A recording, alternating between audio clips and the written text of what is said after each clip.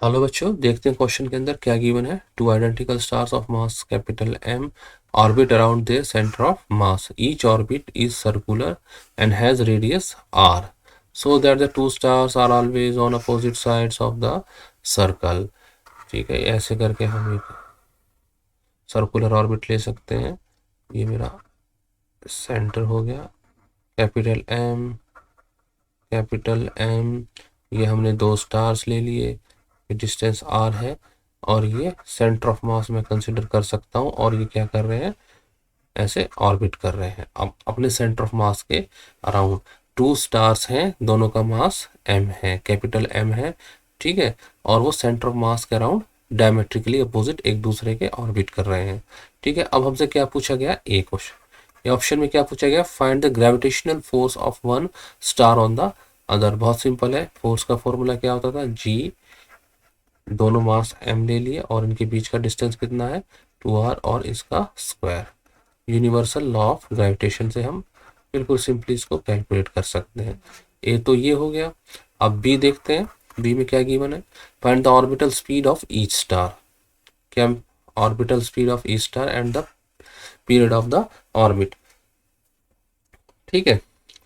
अब जो ये हमारा हमने ग्रेविटेशनल फोर्स निकाला है जी, ये क्या प्रोवाइड करेगा, हमारा centripetal force. Centripetal force provide करेगा, इसी वजह कारण ये दोनों एक दूसरे के अपोजिट ऐसे घूम रहे हैं। कोई भी सर्कुलर मोशन में घूमेगा तो उसके पास क्या होता है, सेंट्रीपिटल फोर्स होता है। और ये सेंट्रीपिटल फोर्स कहाँ से मिल रही है इनको, जो इनके बीच में म्यूचुअल ग्रेविटेशनल अट्रैक्शन है। इस एम से एम गया और इस आर से ये गया, तो हमारा बी स्क्वायर का वैल्यू सिंपल क्या निकल के आ गया, G M root G M over 4r। ये हमारा b का वैल्यू निकल के आ गया, ठीक है ना, root G M over 4r, ठीक है। v तो निकाल दिया हमने।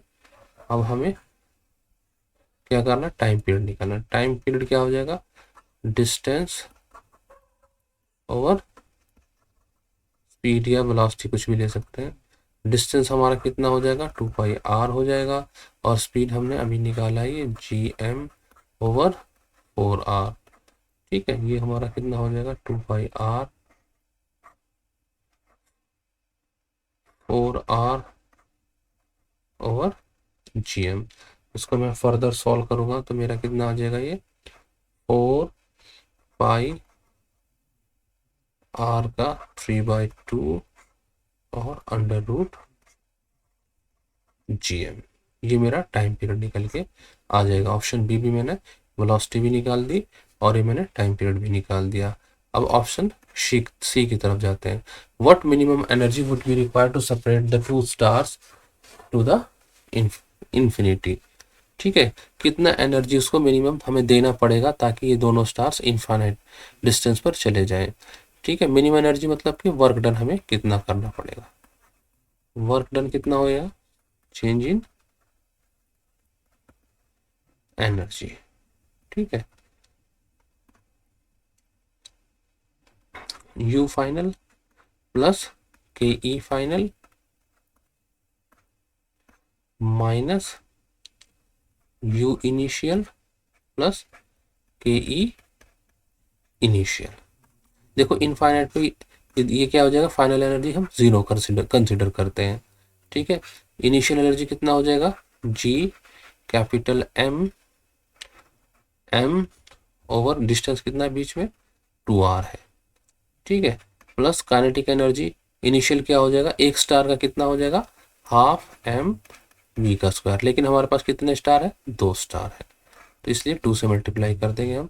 तो कितना आया, माइनस जी, यहाँ पर भी माइनस आएगा, minus G M square upon 2r plus M V square. V क्या था हमारा, root G M over 4r, इसका हम स्क्वायर कर लेंगे, ठीक है। तो ये कितना आ गया, G M square over 2r minus M G M over 4r, G M square upon 2r minus G M square upon 4r, और ये फाइनली कितना हो गया Gm²/4r।